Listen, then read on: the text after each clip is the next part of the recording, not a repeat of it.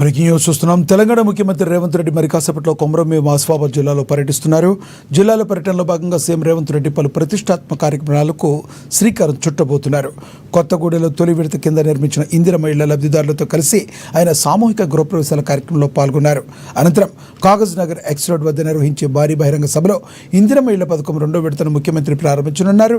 ఇప్పటికే తొలి విడతలో రాష్ట్ర వ్యాప్తంగా 4.50 లక్షల ఇళ్ల నిర్మాణ ప్రక్రియ ప్రారంభం కాగా 2వ విడతలో మరో 2.50 లక్షల ఇళ్లను నిర్మించాలని ప్రభుత్వం లక్ష్యంగా పెట్టుకుంది.